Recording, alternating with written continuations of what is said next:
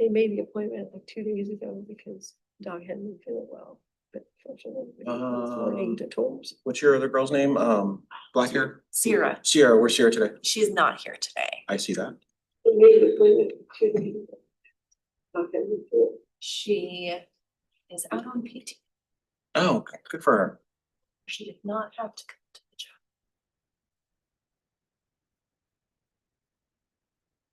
All right. Okay. Well, it is December 8th, at 5:30 p.m. and I will call this Joint Animal Services Commission regular meeting to order. For the record, today in chambers, we have Ms. Kelly Green, myself. Online, we have Mr. Peter Agabe and Commissioner Klaus is en route. So with that, I would entertain a motion for tonight's agenda. I'll move to approve. Second. Just to confirm, Chair, that is for the agenda and the consent agenda? Well, we only have the.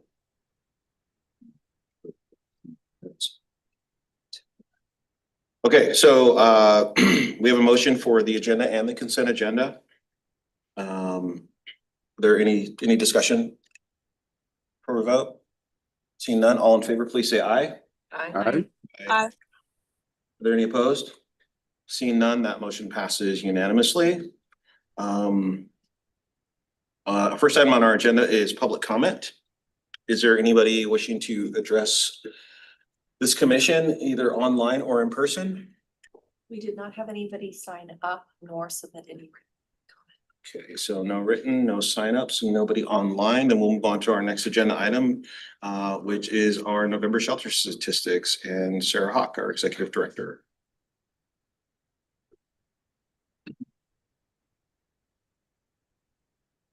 Oh, hold on. I didn't actually share my screen once again. We're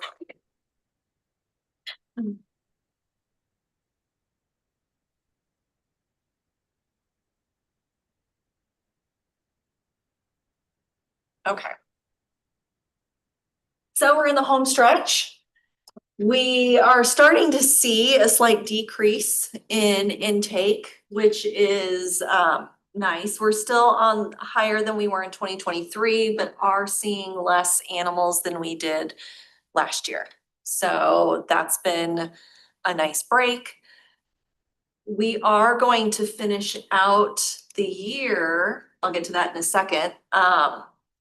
Also, dog intake has leveled off. So if you guys remember at the beginning of the year, we were seeing almost a 40% increase in dog intake. And as the year has gone on, that has slowly leveled with more of a 9% intake at this point. Cats have stayed within the same range, varying anywhere between 25 to 35% intake for the whole year. Currently, we're at about a 26%. So it's kind of done this a little bit throughout the year, but still higher than average numbers across the board.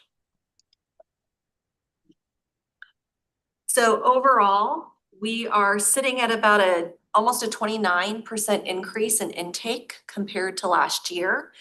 To put this into perspective, year to date, we are at 3,957 animals. We finished the year last year at 3,305. So we still have one more month to go. So with that, we are expected to be over 4,000 animals by the end of the year. Yeah, so when you average it, it's 363 a month. So if that comes true, then we're at like 43 and some change, which is 12 a day. Seems about right, give or take. That includes weekends. So that's how the numbers worked out. You can see percentage wise, Thurston County is still holding at about 58% of total intake, followed by Olympia at 21, Lacey at 14, and Tumwater at 7. Positive outcomes. The good news is we are seeing an increase across the board. We have had over 1,500 adoptions, so we're actually, I think we've surpassed what we had total last year, or was that, or close to? I think it's pretty close. We're close to our overall total. Increase in transfers is really looking great, and return to owner has stayed fairly static over the last couple of years. Field calls again continue to go up. We are thankfully saw a decrease this month as well. So both October and November, we were in the 200s instead of the 300s for calls, which is nicer, but we're still almost at a 12% increase overall.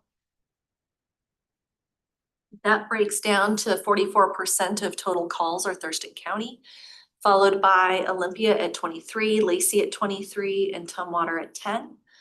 Olympia is the only jurisdiction to see a decrease in calls. Bravo. You're welcome. Work hard on that. Lacey has actually seen over a 13% increase in field calls this year. Tumwater is at almost 27%, and Thurston County is at a little over 14% currently. And that is it for shelter statistics.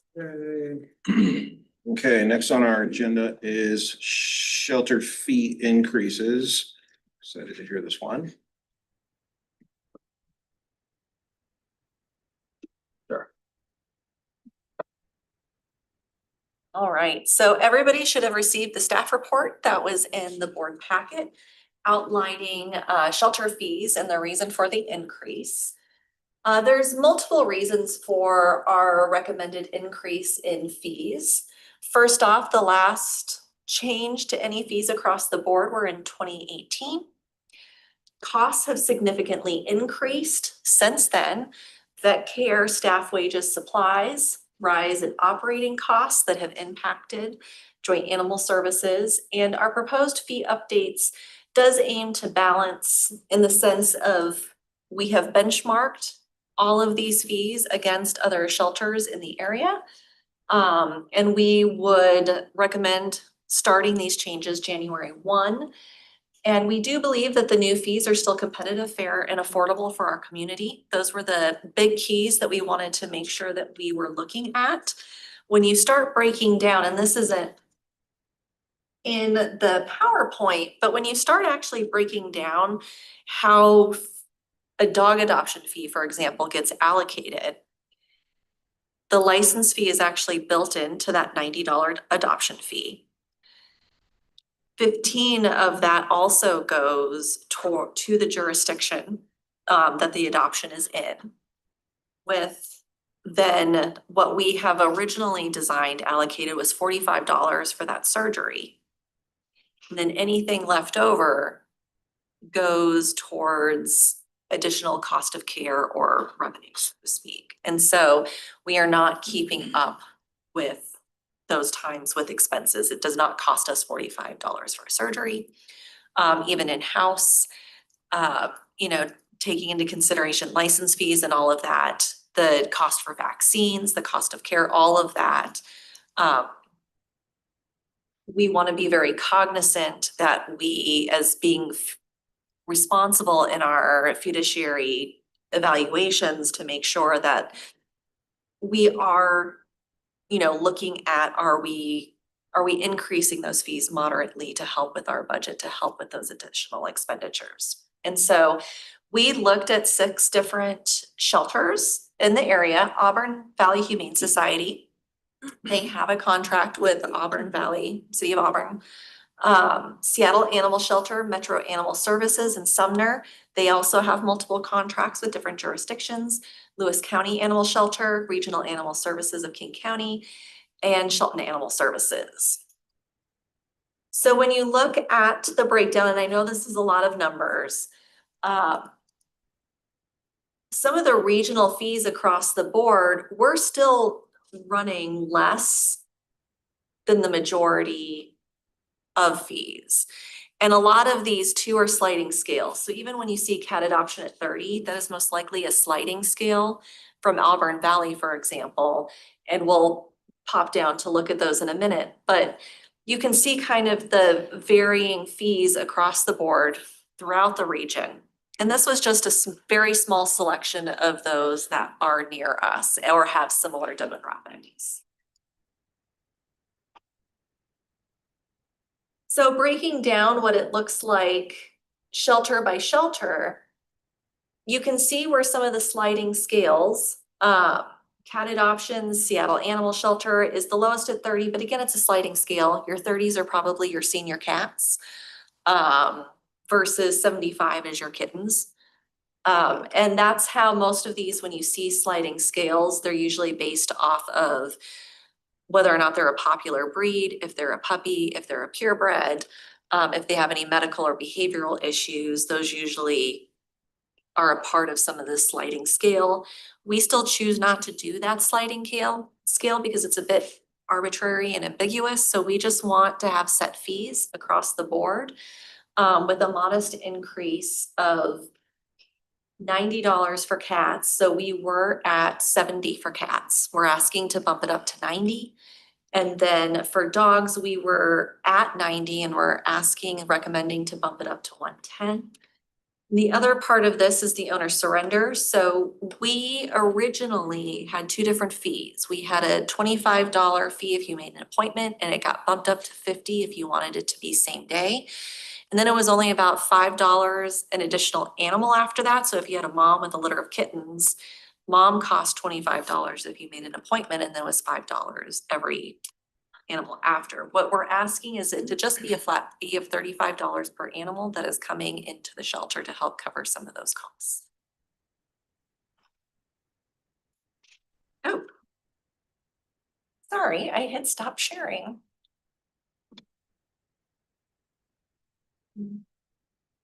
You are screen sharing, Am I still screen sharing? according to that green bar up there. Yes, you are. There we go. Okay. Change the layout. I am so sorry. Technology, friends. Okay, so we are still some of the lowest pricing in the region. And we do that very specifically. We want to make sure that we are making our animals affordable for our community members. We don't want to outprice our own community. We want to make sure that people can afford to adopt from us. And so when we looked at these, that was what we were looking at balancing, what's being done around the region, and then also looking at what some of our current costs are. Now, please keep in mind, even with these fee increases, modest as they are, they're not going to cover the full cost of an animal, but it is still going to help us recuperate some of those costs. There are things that when these fees were originally set, credit card fees have changed, like all of that fluctuates. And so even that alone is to help make up for some of these costs that we have incurred along the way. We have also made sure that these numbers have already been pre-planned into the budget. So when we did all the revenue calculations, we did that modest increase, built all of those in to our revenue when we were looking at the 2026 budget.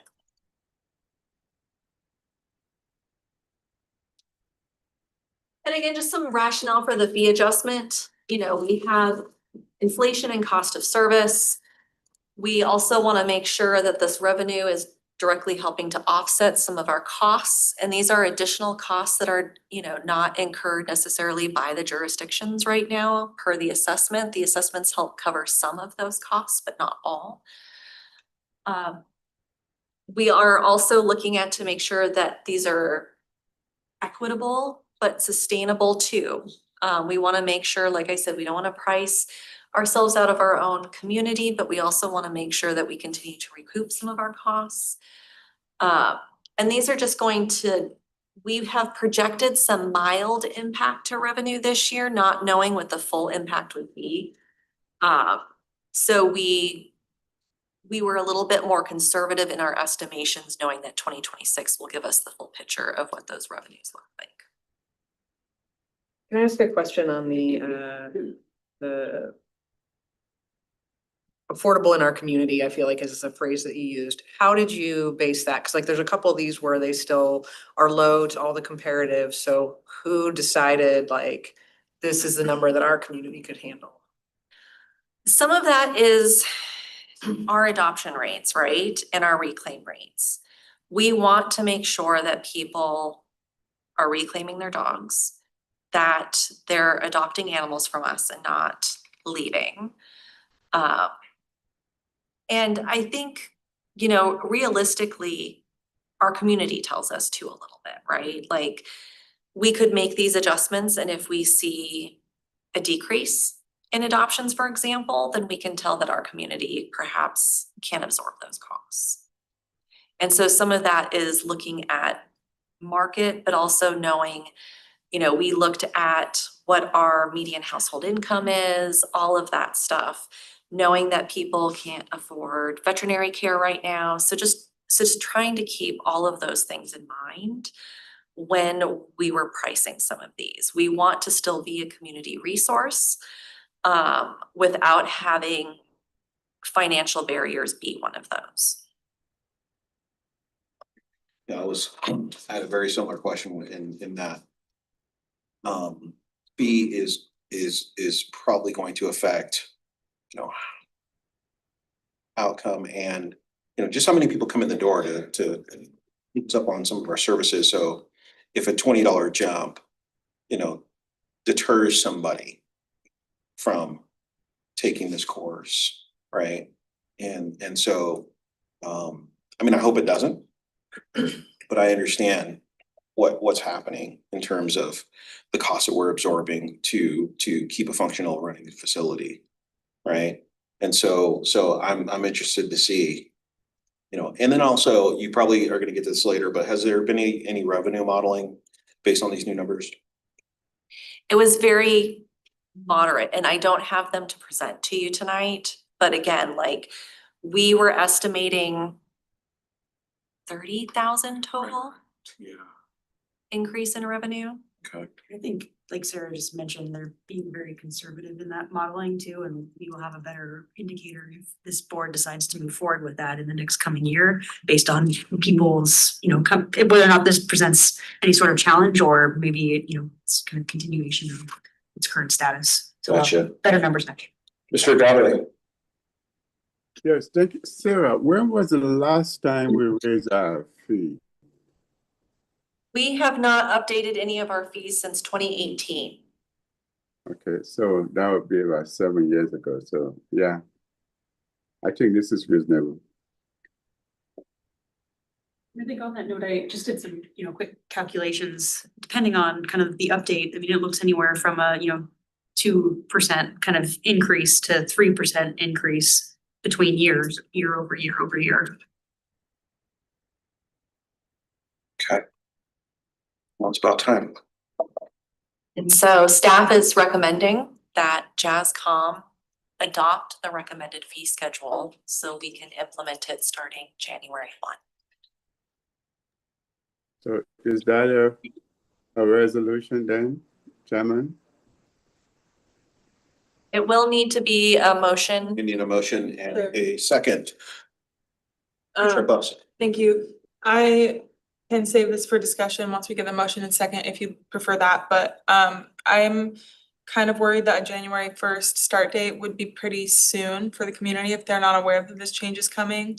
So that could be part of the discussion on the motion, or we could talk Yeah. about it now, but that's Yeah. kind of what I'm thinking. We can discuss that on the motion. And I also was wondering if we had to do a public notice at the same time. Yeah. So let's get a motion on the floor. And then we'll jump into some discussion. So I move that we adopt the fee schedule with a phase-in date of February 1st, whatever that day is. You say February 1st? February. Yes.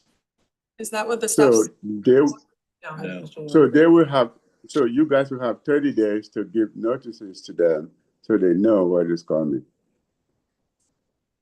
Okay, I'll second that for the purpose of discussion. It has been moved and seconded. Let's open up some discussion. Okay. Commissioner Claus, would you like to lead out? Yeah, thank you, Chair. I guess I'll start by saying I appreciate all the information staff have brought forward. I generally lean in the direction of taking staff recommendations because you're the subject matter experts. This is just something that sticks out to me as a representative on behalf of the county that does receive constituent inquiries, and I'm kind of anticipating the kind of impact this might have on the community if they weren't sure. But maybe staff could speak to outreach. You may have already done some outreach that you might want to share, or maybe you have a perception on whether or not the community is ready for this kind of a change. So I don't know, just ask staff if you have anything you want to share about those concerns that have been raised regarding the timeline. So we cannot share or talk about those fees until after the commission approves them. So there hasn't been any communication to the public about those fee changes and won't be until it is approved. Okay. Once that is approved, we obviously would look at doing a PSA, making sure it's posted on our website, letting people know what is going on and what those differences are. That does mean even a cost to us with signage inside, all of that. Okay.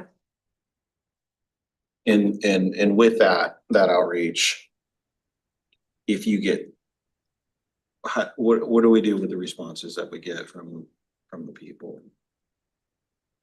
In phone calls, emails, do we? We usually, depending on the type of concern, depends on how it gets escalated.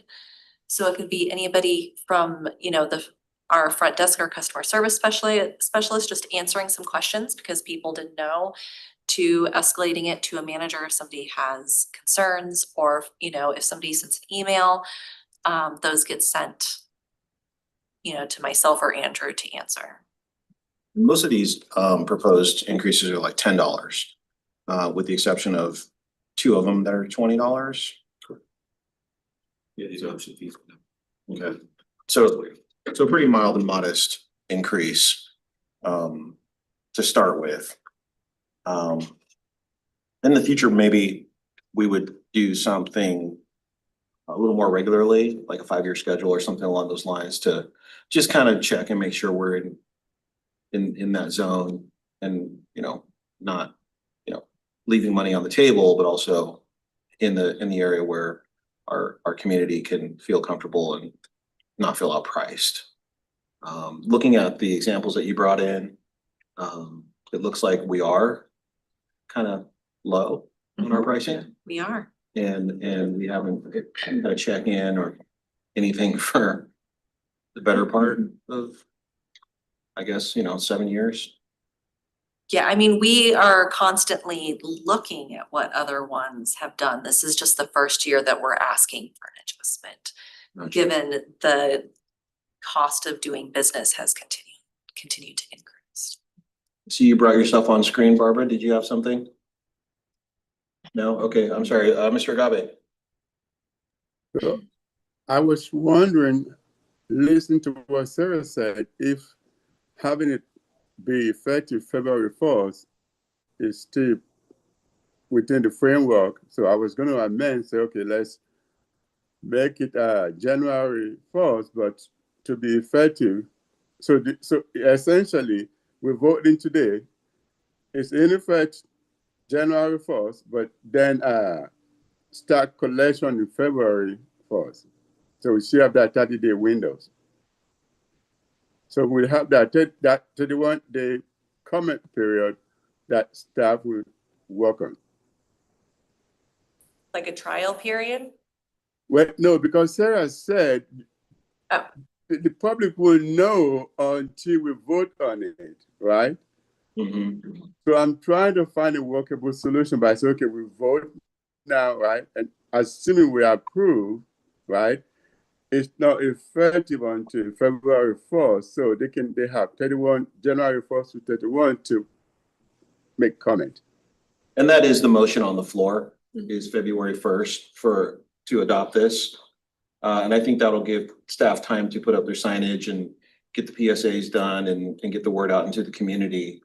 So I don't I see. wasn't sure if that was clear. So that's why I decided to Okay. Please. So I recognize January 1st is not that far off, but this is such a operational thing. I question, like, is somebody budgeting right now to adopt a pet in January that, like, where's the concern of, yeah, just could use some help understanding the concern of like where the impact would be in January, and if we received comments in January that were like, nope, don't like it, go back, like, are we gonna come back in January and truly reassess, or is the public comment period or an extended period just an opportunity for, like, I don't know, I guess I'm struggling with, like, yes, January 1st is close, these seem so modest, I just. Go I ahead. mean, and from a staff recommendation standpoint, like, we are ready to go the moment you guys give your approval, so we could implement January 1. I would say in order for this to for us to truly gauge how it is affecting everything, I don't think a month is really worth that gauge, right? Like, I think we need to have 6 months of data, this year of data, to really gauge if it's affected anything at all. Before we come back and say something, but I would say, like, to, try in January, which is hypothetically a slow month.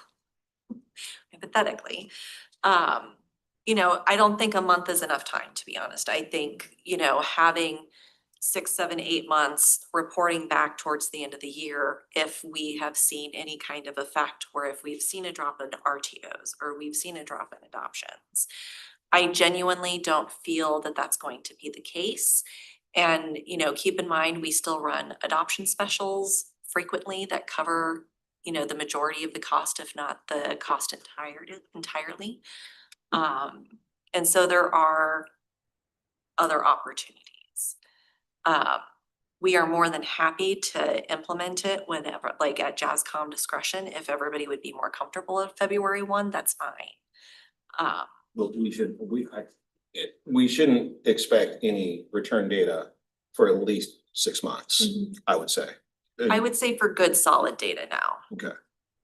So we could revisit this in August 26 and maybe have some realistic numbers if we go ahead with this motion, which is for February 1st. Sure. Please. I was just wondering if the new fee structure is included in the estimates for the revenue for next year. Was that already incorporated into the estimates we got during the last 2 meetings when we reviewed the budget? Correct. Okay. Would this fee structure, would it change any of the assessments in the future coming years? It could possibly change our shared revenue Okay, in the future. which is oftentimes used to offset. Correct. So shared revenue is usually dispersed per capita to the jurisdiction. So if there's an increase in revenue, there is an increase in shared revenues. But I think just also recognize, as Sarah's highlighted, that what's really prompting this is the increase in cost Yeah. for the services that are being provided. Go ahead. Could you just clarify, I know you mentioned it when you were presenting, but the proposed JAS fee for the first line item, the owner surrender, the current one had 25 or 50 and the proposed is 35. Can you just remind me what? Sure. So it was set up to encourage people to make appointments initially. It was $25 if you made an appointment. It was $50 if you insisted on doing it same day and Okay. didn't want to wait. Now it's just going to be a flat 35 per animal across the board. Okay. Correct. Okay. That's good. Yeah, just, I hate to belabor the point, but I just wanna kind of go back and ask my fellow commissioners, like, what the concern of doing it on January 1 versus February 1, like, is the sense that you feel like say, like, are people planning and are gonna be impacted, or I don't know, I think of it in terms of some other services where I just walk in and it costs what it costs and I don't know, like, I don't know, I guess I'm not necessarily seeing the impact of, yes, it's less than 30 days, I think but. the motion was designed to give it a little breathing room before we get started, put the signs up, get the word out in some capacity so that people aren't 100% shocked in, I guess, 17 days from now, or that's a lot, but it's a little over 20 days from now. I say you want to make Yeah, that. and more so, right? And more so, the month of December, a spend a whole bunch of money buying all this gift and what have you. In January, people are a little bit short on cash, and then they have to do this. So it's just, I don't know. Been looking at it in another way. So is the plan to just, okay, you get we pass this and then you go through the motions of creating some laminated signage and hang them in the lobby and get the word out online Correct. and, okay. Yep, we would start getting we would update our website to let everybody know. We would put out informationals.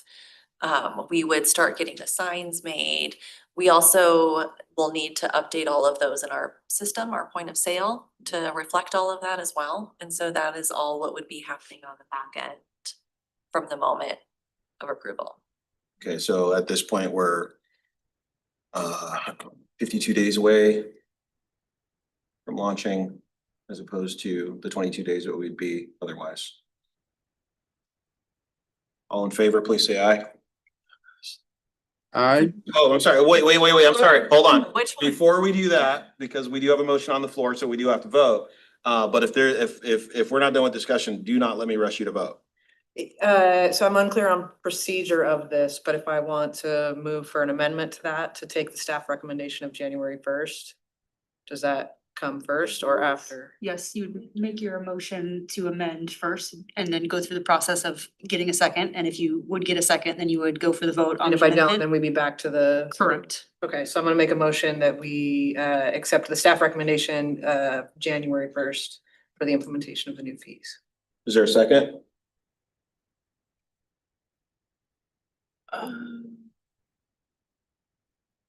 Going in 3, 2, 1. I guess, are we still in conversation then for the first motion? We are. Okay, so I guess I'm on the fence. I'm not indifferent, but I almost feel like maybe I'm indifferent. I just want to make sure that the public is aware. And as of right now, it's December 8th. The only reason I was thinking January 1st is kind of quick is because everyone's doing all kinds of stuff in December. They're going on vacations, they're doing family stuff, they're taking time off work. Like life kind of looks a little bit different for most of our community members around the end of the year for various reasons.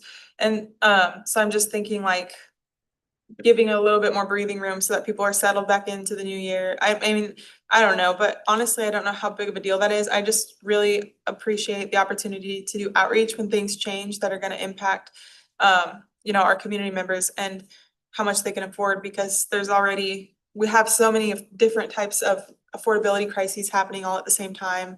And so I don't know, I was just trying to think, I mean, like it's a modest increase to maybe everyone in this room. Mhm. But it could feel like a more significant increase if, for example, like an unhoused person needs to surrender their pet and now they can't afford to do it. Is that pet just gonna be handed off to another person who is nearby in the encampment or something? I'm trying to think through different scenarios where people who are the most vulnerable might be impacted by this fee structure. And so I'm not necessarily thinking that like someone who makes 6 figures or whatever is gonna be upset about a $10 increase, but I'm just thinking about the people who already are pushing it when it comes to affordability on surrendering a pet. Like those kinds of situations concern me because what happens if people don't wanna pay that?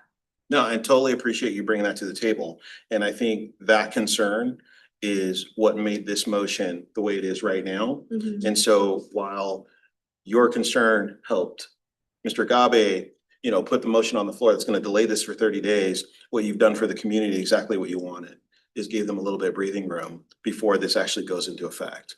So I, applaud you for that, because now the community is gonna have an extra 30 days to be on notice that, hey, $10 here, $20 there. And I think that's worthwhile for the community.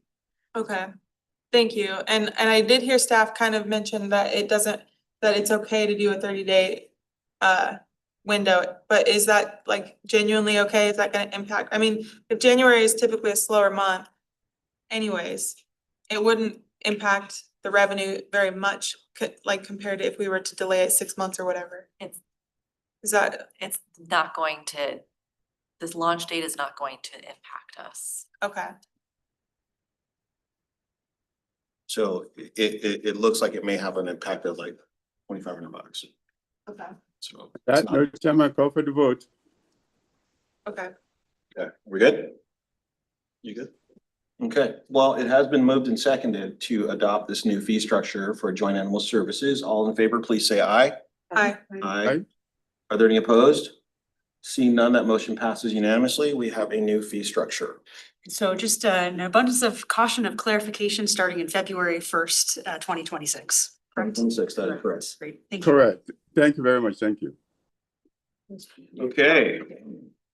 Moving right along. It looks like it is budget time. We are going to look at our 26 joint animal services budget. Budget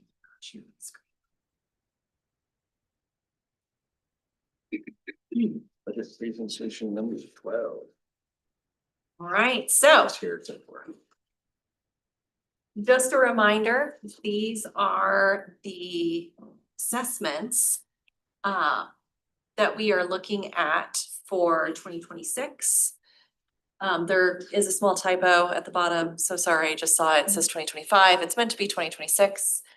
But the budget itself is correct up here on the screen. This is the budget that we are voting on tonight. So staff is recommending that Joint Animal Services Commission adopt the 2026 budget for $3,941,921. And this has been a fun budget year. Because we have gone over this one many a time. And in our last meeting, you know, we made some decisions. We have a really good picture of JASCOM moving forward with this budget. And I like the fact that we're kind of trimming away at the use of reserves with this budget. I'm happier with this budget than I was before. And let's see if we can get it passed. So I would love to entertain a motion on the budget before we get into any discussions about it. I'm not sure how much we're gonna have to discuss because we've gone over so many times, but let's get a motion and get the ball moving. I'll move to approve the 2026 budget as proposed. Second, you beat me to it. I No. wanted to be the motion. Oh, It's okay. Historically, the county has not engaged much on this particular, but It's- I will second. It's been moved and seconded to Right. adopt the 2026 budget. Let's discuss this budget and this motion that's on the floor So, currently. Mr. Chairman, I was going to say that we've heard about this project for at least about 3, 4, 5 months now. That I don't think we should really belabor the issue unless the figures have changed, which I don't think they have. I mean, we'll talk about it, but I rather, unless Sarah, has anything changed? No, nothing has changed since the recommendations from November. Yep, and I agree with you, sir. We don't have to spend all night on this budget. But anytime a motion is put down and seconded, we do have to open it up for discussion amongst ourselves and the public. So if there is no discussion on this budget, Commissioner Klaus. I have one and it's a good one. I was excited to come here and share with you tonight that I fully support this budget as proposed. I would vote yes regardless of any outside information, but I also want to say on behalf of the Board of County Commissioners, I did touch base with the county manager today just to make sure I was 100% clear on what message to bring forward on behalf of the board today. And thanks to staff spending quite a bit of time presenting to us over the last couple months, talking one-on-one with me, corresponding with the county, all of that communication really paid off. So I'm able to vote in confidence as a personal commission member of this body, as well as a county commissioner, after I was able to give a detailed verbal report from our last couple meetings on why Jazz was recommending keeping the rates the same at this point and not decreasing them. The majority of the board was supportive of that update and understood why Jazz was not going to decrease the rates at this time. So Thank I wanted to you. share that. Yeah, Thank you. That is one step further in that yeah. arena that we were hoping for. So Staff, I just want to say thank you to staff.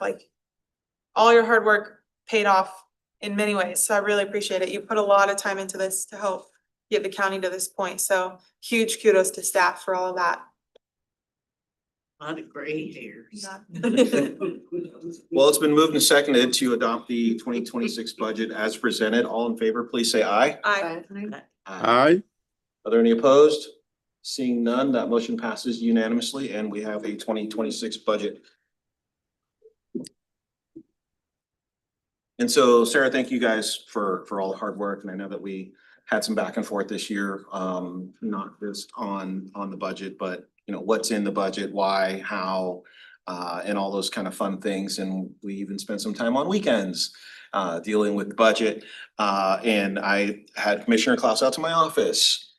We talked about the budget and, you know, presenting and stuff like that. And so I'm really, really happy to hear that the county and staff are having direct conversations about things that normally are said at lunch or over some coffee or whatever the case may be, and a lot of it becomes, you know, hearsay and secondary to what is actually happening. So I think the if there's really one good thing that's come out of this year is that line of communication, that channel of communication is now open.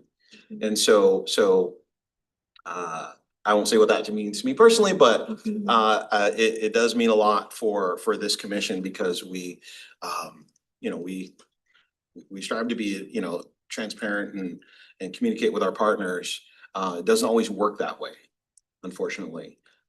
But somehow between the two of you guys have opened up a new channel. So thank you guys both for doing that. Absolutely, thank you. Okay, the next item on our agenda is director's report, Sarah. Sure is. And I'll keep it short and sweet.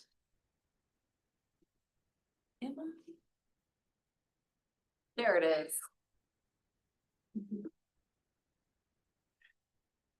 All right, so there's not a ton to report because we've had a couple of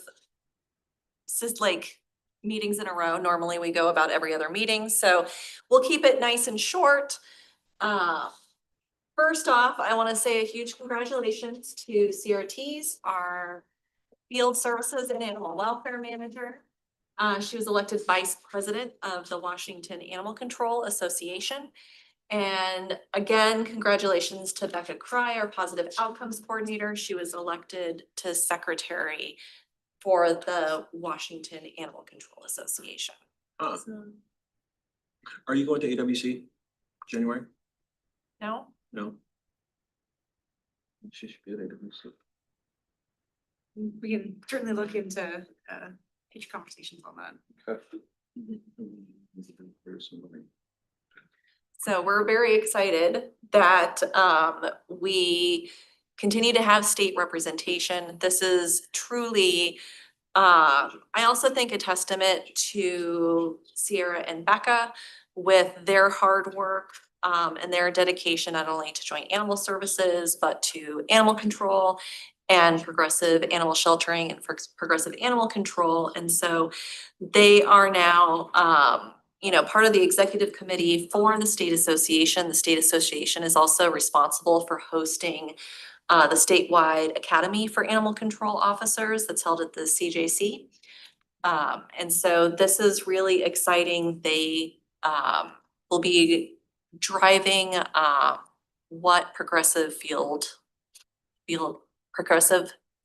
animal control looks like. So it's very exciting. Congratulations to them. We also had some more training and development. This is Leon. So you guys remember I did an update on Littlefoot. This is Littlefoot now Leon, putting even more weight on it into his PJs. Thought everybody would appreciate this photo. Wow. I might have like squealed when it got sent to me because it was so cute. It's so cute. But the animal control officers, they went through a commercial breeding investigations webinar hosted by Humane World for Animals. And then Andrew has completed more of his FEMA training for emergency and disaster response. Hey. We've also had a couple of events. We were out at the Lacey Veterans Hub to connect. And we had, I think Tamagotchi came out, who's pictured in this photo, to visit with everybody at the Veterans Hub and spend some time with them. We also had our Santa Paws photo event, which raised just about $2,000 in donations. And I am happy to share today's Happy Tales is we're just going to look at all the really wonderful photos that came out of Santa Paws for our Happy Paws to end on a lovely holiday note. Oh, not quite yet. So sorry. I forgot that we also have the JASCOM schedule. This is the proposed schedule for next year. I will make sure to send this out to everybody. I would just say, please get back to me by January if for some reason some of these dates are not working, so that we can have a new schedule for the February meeting for everybody to have.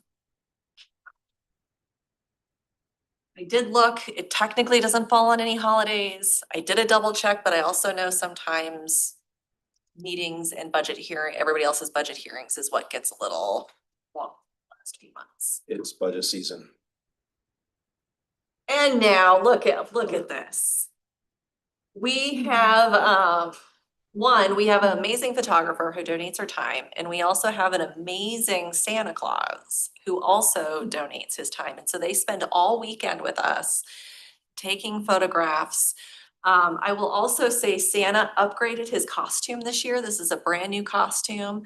The photographer updated the backdrop too. It's great. That looks very good. And Noah, who is our Santa, he also has a lot of training with animal behavior and dog training. So he also understands, taking time. We even created slots for perhaps shy dogs or even dogs that couldn't be around other animals. They got a little bit of a longer time slot. And so you could make those appointments if you wanted. And it's not just dogs that get in on the fun. We had so many family photos. I'm not showing everybody family photos because there's of course some kids and things like that. So I made sure that we got permission from a couple of our staff members who also participated in Santa Paws. But they just turned out really amazing. And this is Appo. He's one of our adopted cats. His family has created a Instagram page for him as well. He's not angry. It's just his ears, I promise you.